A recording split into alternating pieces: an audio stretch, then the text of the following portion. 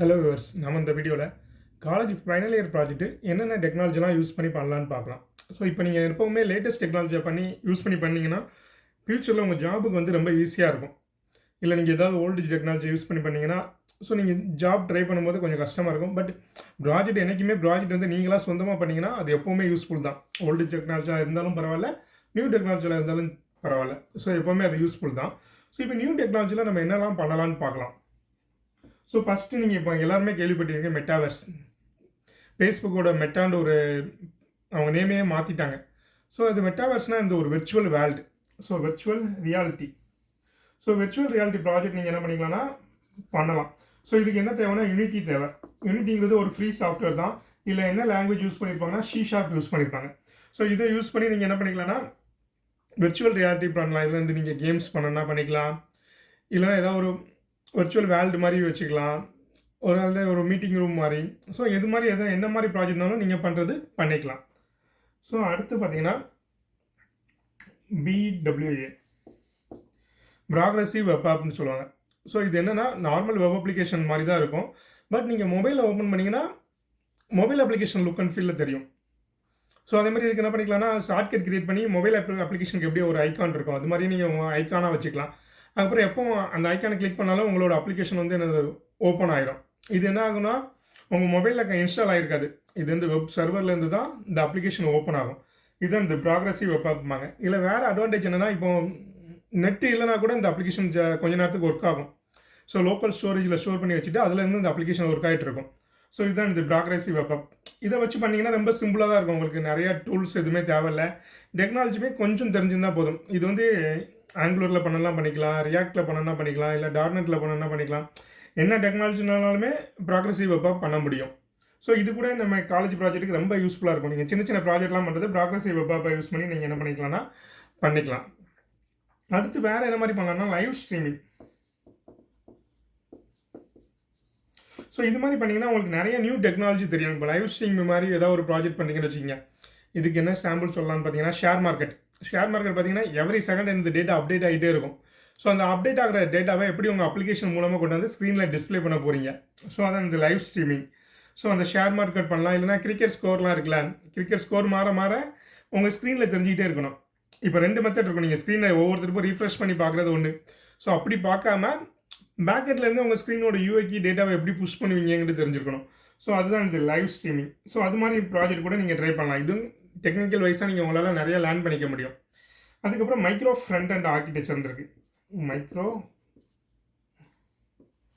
Front and architecture.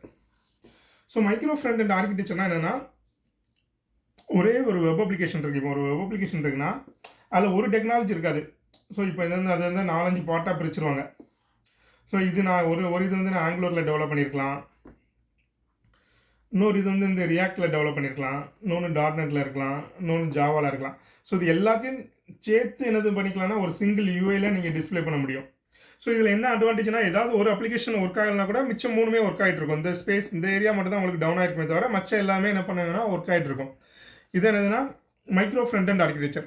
Front and இருக்குல்ல, இந்த front and ஈயவே சின்ன சின்ன இதுவாக பிரித்து ஒர்க் பண்ணுறது. இதுதான் இந்த மைக்ரோ ஃப்ரண்ட் அண்ட் ஆர்கிடெக்சர். இதில் வந்து இந்த மல்டிபிள் டெக்னாலஜியை யூஸ் பண்ணி ஒரு அப்ளிகேஷன் பண்ணிக்கலாம். ஸோ இது மாதிரி நீங்கள் என்ன பண்ணிக்கலாம்னா ட்ரை பண்ணலாம். இதெல்லாம் கொஞ்சம் என்ன நிறைய டெக்னாலஜி படிக்கிற மாதிரி இருக்கும். அல்லது மைக்ரோ சர்வீஸ் ஆர்கிடெக்சரை யூஸ் பண்ணி என்ன பண்ணிக்கலாம்னா நீங்கள் ப்ராஜெக்ட் பண்ணிக்கலாம்.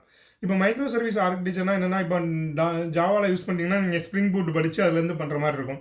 அதே நீங்கள் டாட்நெட் ரிசோர்ஸாக இருந்தீங்கன்னா வெப் ஏபிஐ யூஸ் பண்ணுற மாதிரி இருக்கும். வெப் ஏபிஐ யூஸ் பண்ணி பண்ணலாம். அதுமாதிரி ஜாவானா ஸ்ப்ரிங் பூட்டை யூஸ் பண்ணி என்ன பண்ணிக்கலாம்னா பண்ணிக்கலாம். ஸோ இந்த மாதிரி அப்ளிகேஷன் நீங்கள் என்ன பண்ணிக்கலாம்னா டெவலப் பண்ணி பார்க்கலாம். இந்த மைக்ரோ சர்வீஸ் ஆர்கிடெக்சர் எப்படி டெவலப் பண்ணுறது. ஸோ இதில் நிறையா இருக்கும். ஏபிஐ கேட்வேனா என்ன, அதே மாதிரி ஒரு சர்வீஸ்லேருந்து இன்னொரு சர்வீஸுக்குள்ளே கம்யூனிகேட் பண்ணுறது எப்படி. ஸோ இது மாதிரி நிறைய விஷயங்களை நீங்கள் இந்த ப்ராஜெக்ட் பண்ணிங்கன்னா தெரிஞ்சிக்க முடியும். இதுதான் இந்த மைக்ரோ சர்வீஸ் ஆர்கிடெக்சர். ஸோ அடுத்து பார்த்தீங்கன்னா மொபைல் ஆப். ஸோ இப்போ என்னென்னா மொபைல் இல்லாதவங்களே இல்லை, எல்லாருமே என்ன பண்ணுறாங்க மொபைல் யூஸ் பண்ணுறாங்க. ஸோ அதனால் மொபைலுக்கு தகுந்தாப்பில் நீங்கள் நிறைய ப்ராஜெக்ட் பண்ணலாம். இதில் என்னென்னா இப்போ நீங்கள் நேட்டிவில் பண்ணிங்கன்னா உங்களுக்கு நிறையா படிக்கிற மாதிரி இருக்கும். அப்படி இல்லாமல் இப்போ கிராஸ் பிளாட்ஃபார்ம் நிறையா இருக்குது. என்னதுன்னா ஃப்ளட்டர் இருக்குது, ஃப்ளட்டர் யூஸ் பண்ணி பண்ணலாம். இல்லைனா ரியாக்ட் நேட்டிவ் இருக்குது. ரியாக்ட் நேட்டிவை யூஸ் பண்ணி பண்ணலாம். ரியாக்ட் நேட்டிவ் ஃபுல்லாகவே அந்த ஜாவா ஸ்கிரிப்ட் மாதிரி தான் இருக்கும். அல்லது MAUI இது வந்து இந்த மைக்ரோசாஃப்டோட ப்ராடக்ட். ஸோ இதெல்லாம் யூஸ் பண்ணி பண்ணால் இந்த iOS ஆண்ட்ராய்டு ரெண்டுக்குமே சேர்ந்து நீங்கள் ப்ராஜெக்ட் பண்ணிக்கலாம். ரியாக்ட் நேட்டிவ்னா ஜாவா ஸ்கிரிப்ட், இதுனா MAUIனா C#. ஸோ இது மாதிரி என்னது ஏதாவது ஒரு லாங்குவேஜ் யூஸ் பண்ணி கூட நீங்கள் என்ன பண்ணிக்கலாம்னா ஒரு மொபைல் ஆப் டெவலப் பண்ணிக்கலாம். இதுவுமே என்னது உங்கள் ஃபியூச்சரில் உங்கள் ஜாபுக்கு நல்லா யூஸ்ஃபுல்லாக தான் இருக்கும் மொபைல் ஆப் டெவலப் பண்ணுறது. ஸோ மொபைல் ஆப்புக்கு உங்களுக்கு நிறைய ஐடியா இருக்கும். டாக்டருக்கு இப்போ அப்பாயின்மெண்ட் சிஸ்டம் பண்ணலாம், இல்லைன்னா ஏதாவது புக்கிங் சிஸ்டம் பண்ணலாம். இப்போ ஏதாவது பார்க்கிங் இருக்குன்னா அந்த பார்க்கிங்க்கு எப்படி பண்ணுறது. ஸோ இது மாதிரி நிறைய சின்ன சின்ன ஐடியாவாக பார்த்தீங்கன்னா நிறைய இருக்கும். ஸோ அது மாதிரி அப்ளிகேஷன் நீங்கள் என்ன பண்ணிக்கலாம்னா பண்ணிக்கலாம் மொபைல் அப்ளிகேஷன். ஸோ அடுத்தது பார்த்தீங்கன்னா எனக்கு வந்து சிஸ்டம் சைடில் நிறையா தெரியணும், சிஸ்டம் சைடில் ஏதாவது படிச்சுக்கணுன்னா நீங்கள் டெவாப்ஸ் மாதிரி பண்ணலாம். டெவாப்ஸ்னால் கண்டிப்பாக இப்போ எல்லா ஆர்கனைசேஷன்லுமே டெவாப்ஸ் யூஸ் பண்ணுறாங்க.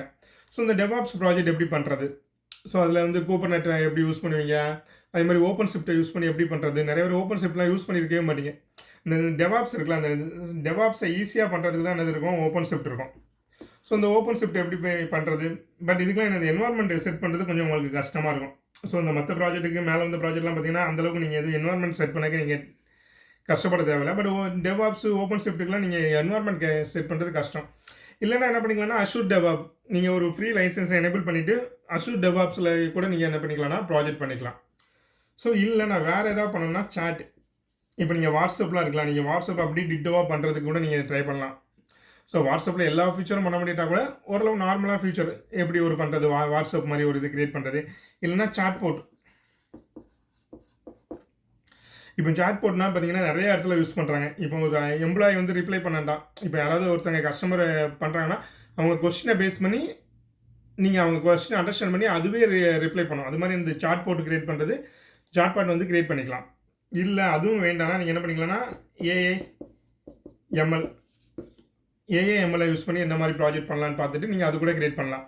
ஸோ ஏஐஎம்எல்ஐ யூஸ் பண்ணி நீங்கள் உங்களுக்கு ஏதாவது ஒரு டேட்டா கிடைக்குது, லாஸ்ட் எலெக்ஷன் டேட்டா இருக்குது, ஸோ ஒவ்வொரு கட்சிக்கு எந்தெந்த ஏரியாவில் செல்வாக்கு இருக்குது அது மாதிரி பண்ணிக்கலாம். அல்லது ஹீரோஸ் பணம் வருதுன்னா லாஸ்ட்டாக போன படத்தை வச்சு இப்போ வர படம் எப்படி போகுங்கிறத நீங்கள் என்ன பண்ணலாம், ப்ரிடிக்ட் பண்ணலாம். ஸோ இது மாதிரி நிறையா பண்ணலாம். உங்களுக்கு வந்து இதுக்கு வந்து அந்த டேட்டா தான் தேவை. அந்த டேட்டா வந்துச்சுன்னா அந்த டேட்டாவை அனலைஸ் பண்ணி நம்ம எப்படி பண்ணுறது, ஸோ அது மாதிரி ட்ரை பண்ணலாம். ஸோ இல்லைனா லாஸ்ட் என்ன பண்ணுங்கன்னா ஐஓடி. ஸோ ஐஓடியில் வந்து ஏகப்பட்ட ப்ராஜெக்ட் இருக்குது. நீங்கள் ஐஓடியில் வந்து ஏகப்பட்ட ப்ராஜெக்ட் நீங்கள் பண்ணலாம், ஐஓடி பண்ணலாம். இல்லைன்னா RPA, ரோபோட்டிக் ப்ராசஸ் ஆட்டோமேஷன் பாங்க. இதுவும் என்னென்னா ஆல்ரெடி மேனுவலாக பண்ணுற ஒர்க்கை எப்படி ஆட்டோமேட் பண்ணுறது. ஸோ இதுக்குமே நம்ம ஃப்ரீ சாஃப்ட்வேர்லாம் கிடைக்குது.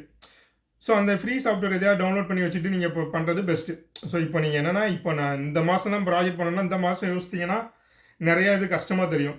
நீங்கள் இப்போ ஃபைனல் இயர் போயிட்டீங்கன்னா ஃபஸ்ட்டு ஸ்டார்டிங்லேருந்தே நீங்கள் இந்த ப்ராஜெக்ட்லாம் பற்றி யோசிக்க ஆரம்பிச்சிடலாம்.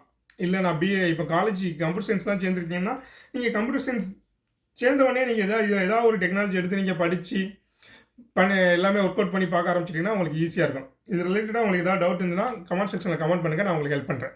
Thank you viewers.